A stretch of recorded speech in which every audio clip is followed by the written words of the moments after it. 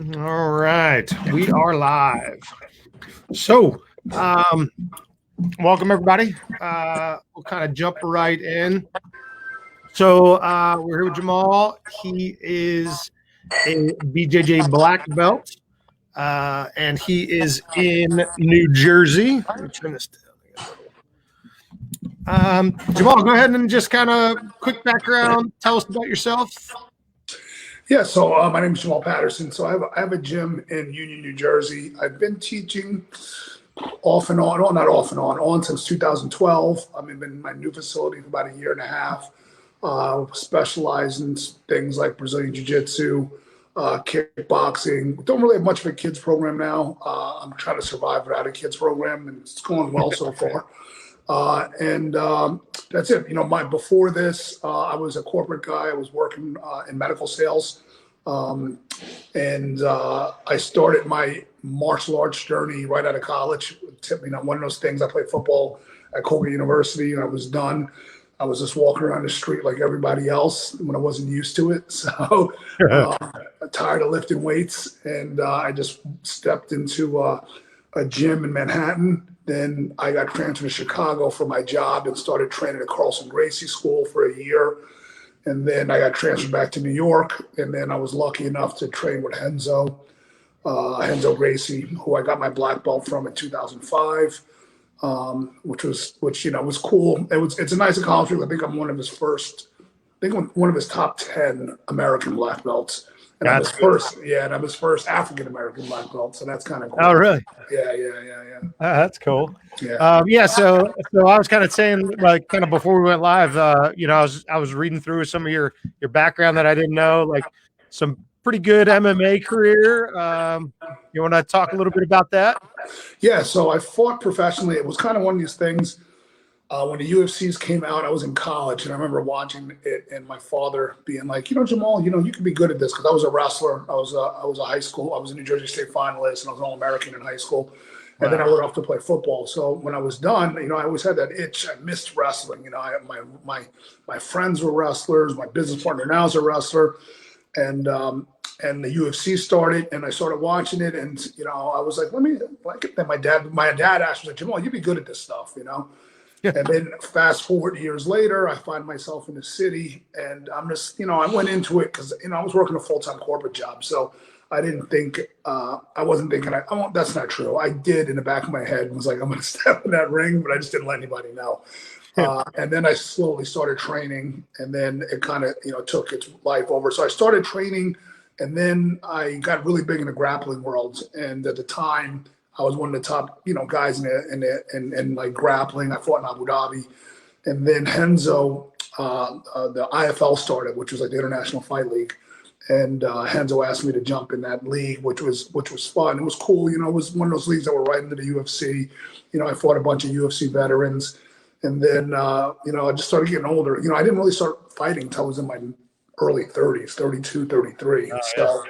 So I fought for a quick time, and I fought some tough competition in that short amount of time, and then I just started getting, started timing out. I realized I didn't have that fire to fight anymore, and then I just kind of switched gears into coaching. And then coaching, I got lucky right away. I coached some really tough people. I had a girl, Caitlin Chukagian, who is like now the number 2, I think, but she fought for the title.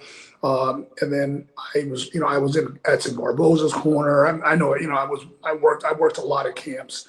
I had Sajara Eubanks underneath me, David Branch, Liam McGeary, a whole bunch of guys that were training with me at some point. And then recently I kind of got away from it a little bit, and I just want to, focus on building my business. And I started realizing that, it's fun working with the fighters, but I don't realize the bigger impact I make on my regular members. The guy that, never trained before, the guy that's brand new to the sport, a guy who'd had no self-confidence, and now all of a sudden he's picking up girlfriends, and he's, so I have people that met each other at my gym and have gotten married, and a guy that when we walked in there was like afraid to walk into the gym, and now he's got all this confidence. So when I look at that stuff down the road, I sometimes feel like that's more important than the other things that I was doing.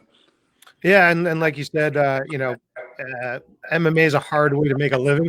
So like, I would not suggest anyone to do it anymore. Yeah, not if not fighting or coaching. Like you have to kind of get that one or two standouts that are going to make good money, and then you can maybe make a decent living. But man, coaching MMA is really difficult.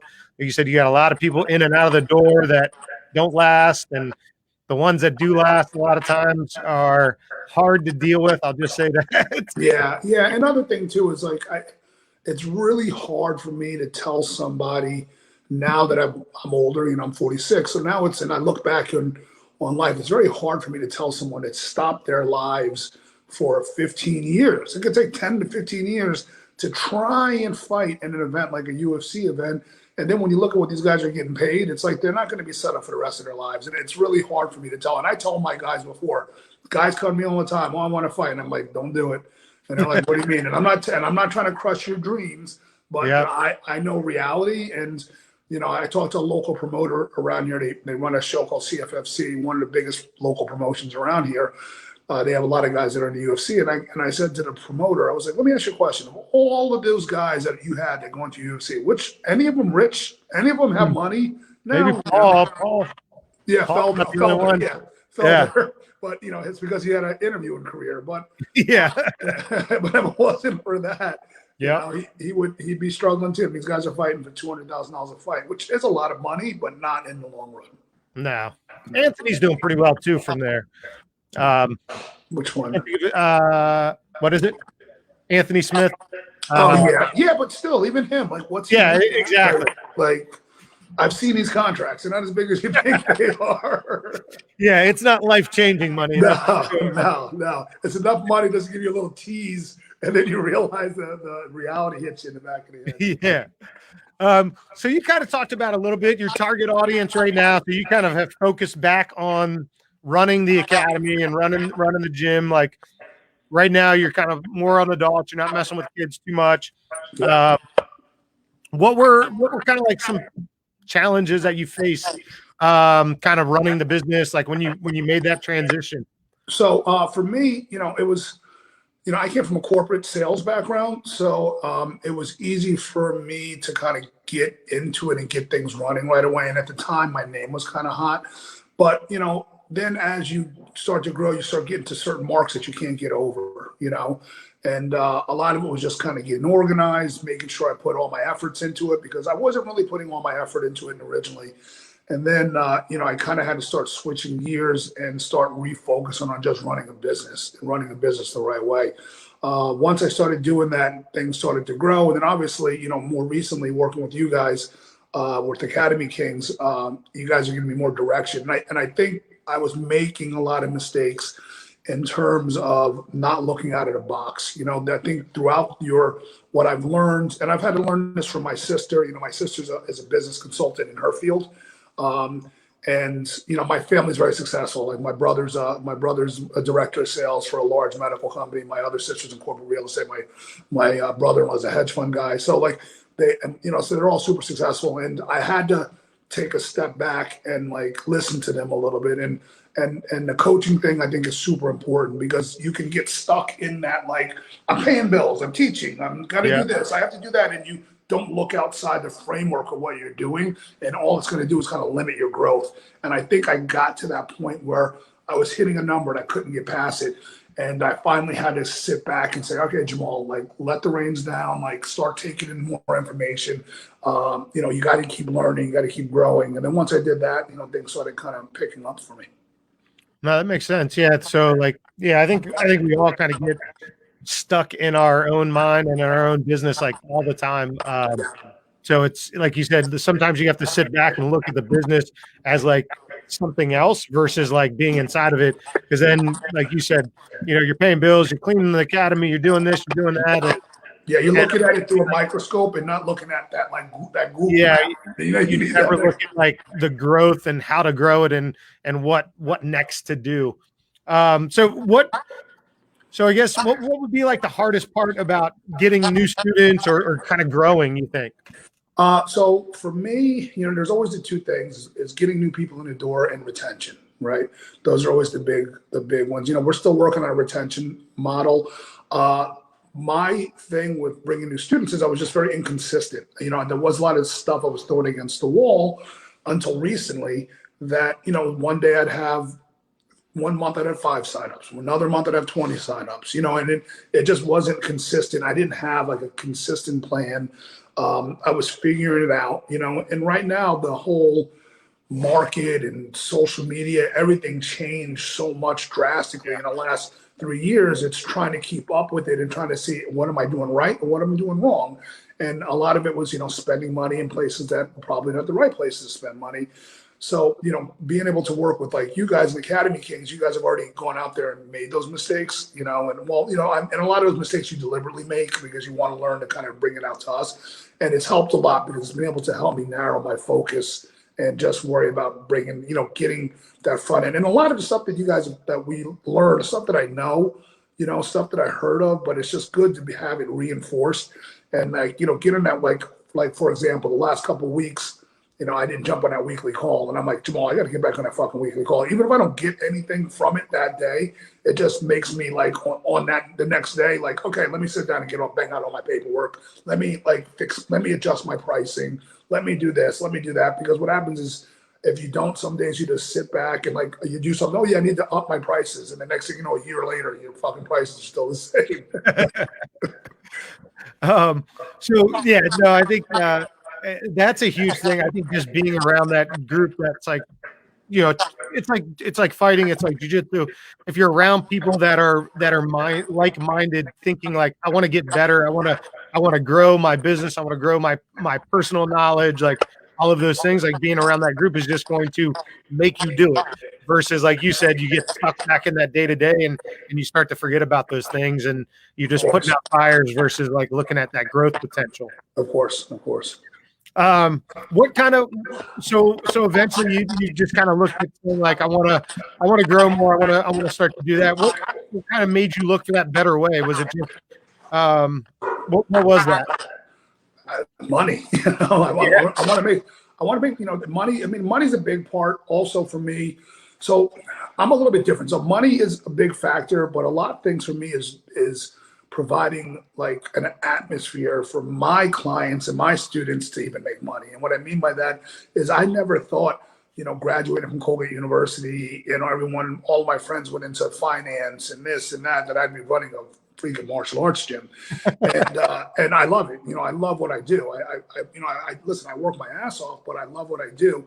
And now I'm at the point where, you know, I want to be able to scale this place to where I'm making, you know, a nice living, a really good living. Also to have like some people that work with me that I've been around that didn't have that opportunities. Like I've had a lot of opportunities because of sports and things like that, but I have friends that don't have those opportunities. And I'd love to be able to start growing to the point where I can give these guys opportunities to be gym owners, to do things that they might not have thought they could do in the past. And being able to scale up and be able to make more money, that's something that's going to help me get to basically what that ultimate goal is for me. And that's just kind of, you know, helping other people get to where I'm at right now. Good. So I know when like you kind of jumped in mid or at the beginning kind of like the COVID shutdowns, right? Is that, yeah, I remember talking to you like during, at one point, I can't remember exactly when it was, but it was in that shutdown period. What kind of made you decide to jump in and kind of got you off the fence eventually? So I spoke to you probably a month or two before, and I've worked with some consulting groups before, and they just, you know, there was two things that attracted me to you guys. One is I would notice that you were constantly thoroughly on social media doing stuff. So I knew you were a busy guy, and busy guys that are working means that they're working for other people. The other thing that I liked was you guys were in my industry. Like a lot of times these consulting groups they have their ideas, what they're doing, but they're karate guys. They do this, but you guys, you know, do stuff with jiu-jitsu schools, you know, with kickboxing schools, mixed martial arts schools, something that was more in line with what I did. And then during quarantine, you know, I kept looking at your stuff. And I just got into a situation that I'm like, I can sit here and do nothing, you know, and there was a lot of consulting groups calling me, or I can do something during this time and make it productive. And I liked the fact that you guys were still trying to sell during, a pandemic, because a lot of people were like, it was more, okay, what do we do to retain our members? What do we do to retain our members? You guys were like, okay, this is what we can do to retain our members, and this is what we're going to do to make some money and make the best out of it. Now, listen, I didn't really take advantage of that at the time because I kind of joined up midway through. Like, if I probably, like right now, if we get shut down, I'm ready to go. Yeah.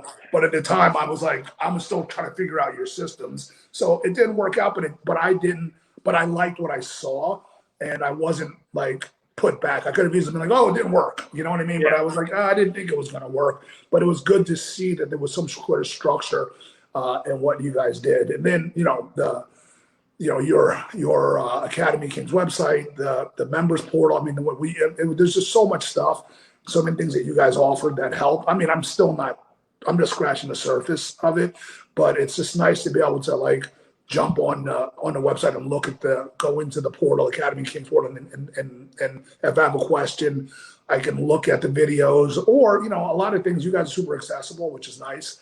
And I can just ask questions, and also in that weekly meeting we get to ask questions, which can get a lot of things answered. Yep. Yeah. So I mean, like you said that you're kind of scratching the surface, but I mean, like last month you had a really good month. Yeah. 50 some new members. So what so you obviously started pushing after you got back. Yeah.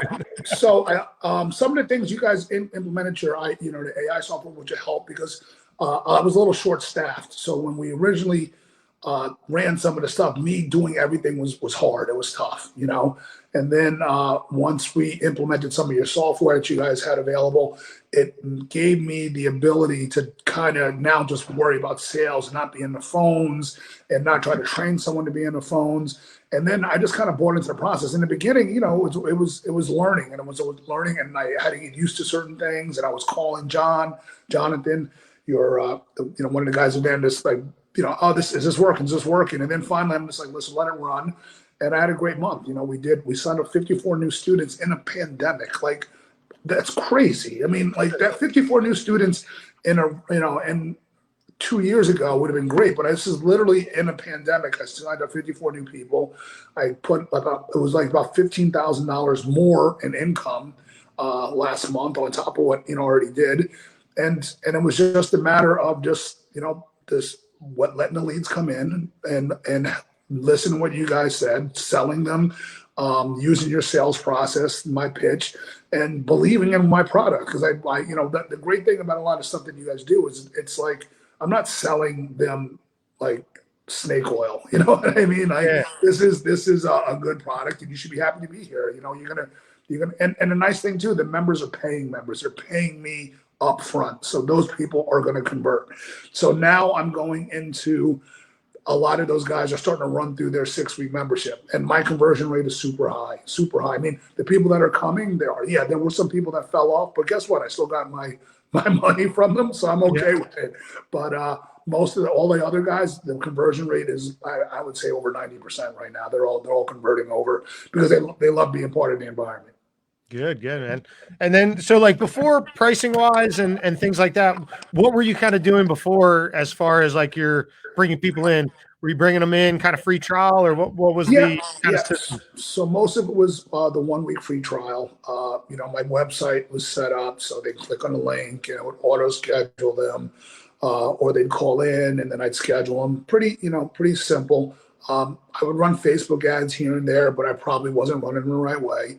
I would run 1 or 2 ads, but it was nice to see, the stuff to see the change, to see the stuff. And I learned a lot when I was going through the Academy Kings portal. And now, the ads are hitting, the ad costs are down. I'm getting a lot of leads in. Some of them aren't, it is what it is. They get a lot of leads, and it's a numbers game. I just keep getting those guys in, sell some, don't sell some, but it all ends up at the end being worth it. And I end up making, even this month. I didn't have this month we had some issues with my setup, but it wasn't obviously your issue. It was more Facebook issue because of the election stuff. But, I'm starting to catch back up now. And also I think right now people are a little nervous because the holidays, and I don't think people want. So I'm still selling people on the other end. I'm not getting a lot of like. So I'm always selling the Academy King leads, right? But last month, I was getting a lot of like people that saw the ad who just popped in anyway. You know what I mean? Not off their cat. They were like, "Oh, I saw your ad. Let me schedule." I didn't get as many of those guys, but I also think that people right now are like, Thanksgiving's coming. Let's chill out for a little while because I don't want to get sick during the holidays, which I get, which is cool. Yeah, But, and we've got. I know, like you're right in Jersey, which is just a couple hours away from us in Maryland. Numbers are spiking and all that kind of stuff is going on, and yeah. so you're gonna have the people that are nervous about that, rightfully so. And on the same note, I was like, oh, maybe I should shut my ads down. Then I'm like, no, I'm not shutting them down, because what I did realize is, I'm going to suck it up and just keep paying for them, because it's funny. I go in my neighborhood now, and the people will be like, hey, you the guy from, you guy from Facebook? Yeah. Or you the guy from this? So I'm just like, you know what? Keep them running. It's going to cost me some money. Maybe the return isn't going to be that high, and I still think it'll be fine. It'll still more than pay for itself. Oh, sure. I'll still make money, not maybe as much as I was, but I'm going to keep running them because I know I just keep hitting those people. They'll eventually come in. Yeah, and like you said, it just makes you the expert of the area. Like everyone knows you as the martial arts guy. Everyone, you walk around town, and I get that all the time at the gas station, at the liquor store, like wherever. Like people are like, "Hey, aren't you that guy from those weird videos?" Like, yeah. I got guys like at the gas station. He's like, I seen you on TV. I'm like, no, that was Facebook. Cool. So we'll kind of wrap it up a little bit. We'll kind of knock down a couple more questions, kind of rapid fire, but I don't want to hold you too much because I know I'm holding you from making money. But, so do you run the academy by yourself, or do you have other people that kind of help you out? So I just rehired. So I lost a lot of people during COVID, obviously, because unemployment was like more money than I was paying people.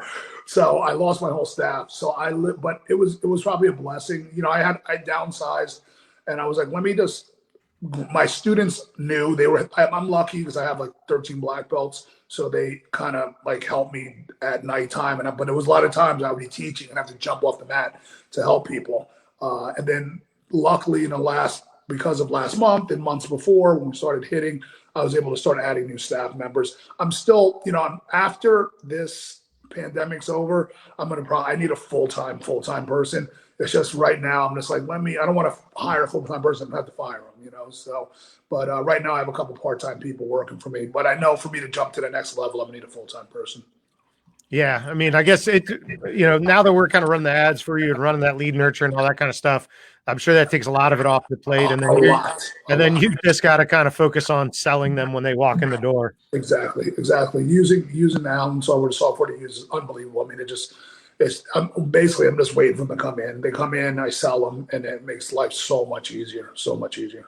Yeah, that's great. And then, if you have those black belts, it gives you the opportunity to give them some opportunities to teach and get them some experience. Like you said, kind of helping those guys out and showing them like, hey, this is an opportunity for you down the road. Maybe if you want to do something. Exactly. Like, my issues now is space, and that's a good issue.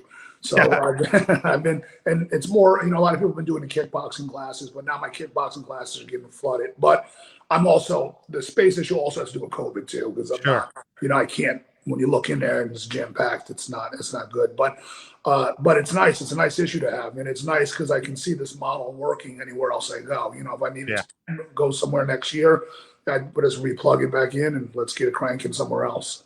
So good. So kind of thinking back to the beginning, your process was 7-day trial, get them in, and then basically sell them into a membership. Have you raised your prices, or have you changed any of that pricing model? Yeah, 100%. So I've raised them recently.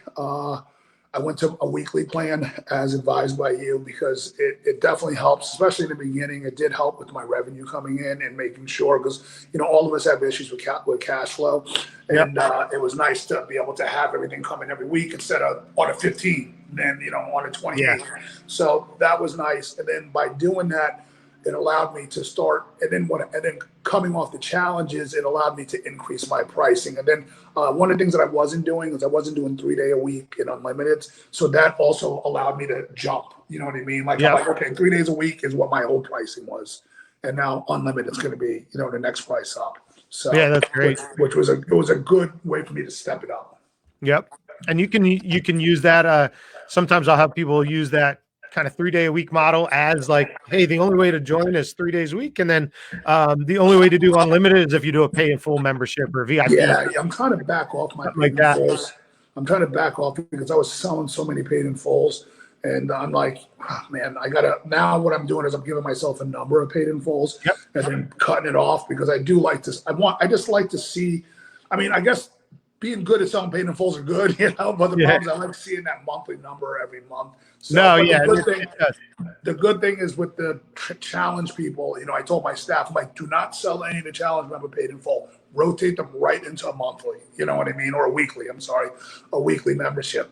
And I'm like, if we take paid in fulls, we'll take it from like the people if they come in off on like not from the challenge. Good. Which I haven't. I know you say to run everyone through the challenge, but I have been selling. People that are off the street. I'll be selling something. If it works, it works, man. Like, yeah. 54 people, might as well. It's keep going. Yeah, absolutely.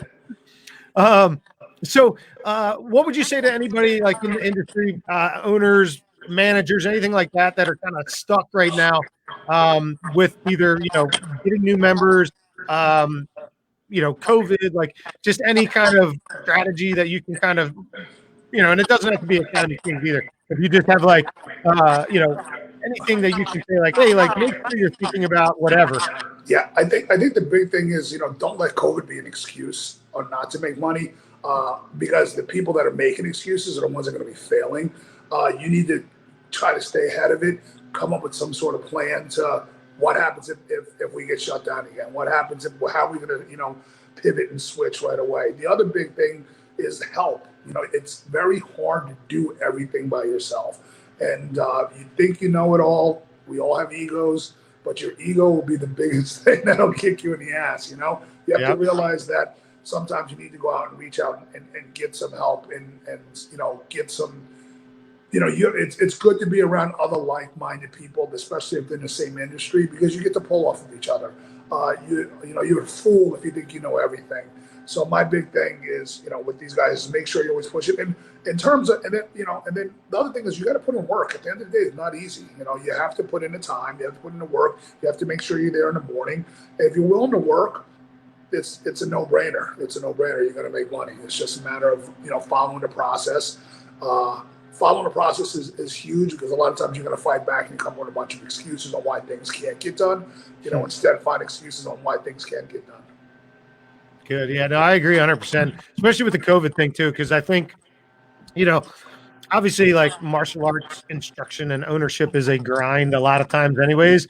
Yeah. And then when you like see all of your hard work for like, 5 years, 10 years, whatever it is, like in 2 months go like, cut in half. Oh yeah. It's a really easy thing to just say like, oh, COVID killed my business and I'm going to shut down. Or, we've seen where about 20% of academies have already shut down. And they're projecting like another 30% on top of that. So it's like some of those are, legitimately, COVID shutdown related. And then some of them are guys, like you said, just kind of giving up and just saying, you know what, it's not worth it anymore. And kind of quitting that game. Like I was talking about yesterday a little bit.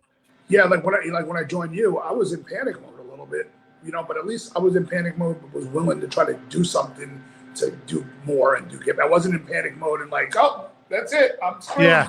All these years I was in panic mode and I was like, okay, let me join these guys and see how they can help me. And right now I am not in panic mode. I'm like, if it shuts down, yeah, I'm going to have a shitty couple months, but I'll be fine. Yeah. I'm going to be fine. Yeah. Yeah. It was like Wes, one of the Academy Kings guys, like he had done really well all winter. And then when we shut down, he had a bunch of money in the account and was just like, I'm just going to take a vacation for a couple months, pretty much. and then when he opened back up, started selling again. It might not be bad if we get shut down for a couple of weeks. Yeah. So cool. I guess the last stuff that will kind of, I just say any kind of final thoughts you'd like to share about the Academy Kings and about the group. So this will be like shameless plug. Yeah. Listen, I have no problem giving you a shameless plug because you guys made me money.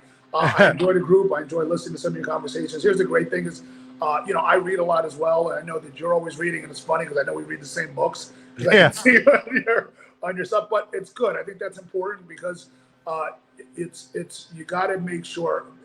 My advice to anyone is don't be stagnant.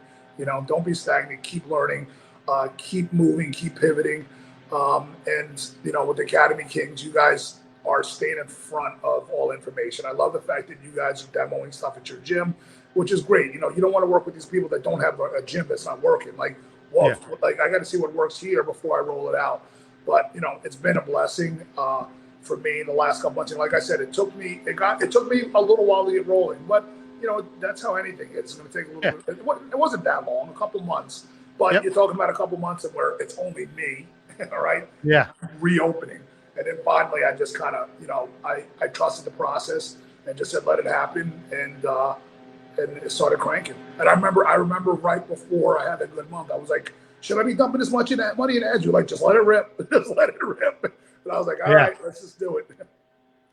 Well, I know you were struggling with the closing a little bit for a little bit. And then we tweaked that. And then that's when you started getting that confidence, and then you just started to go on. Yeah, now the pitch is like I have when I'm doing the pitch, the people are like, "Yeah, no, it makes sense. Yeah, I agree. Yeah."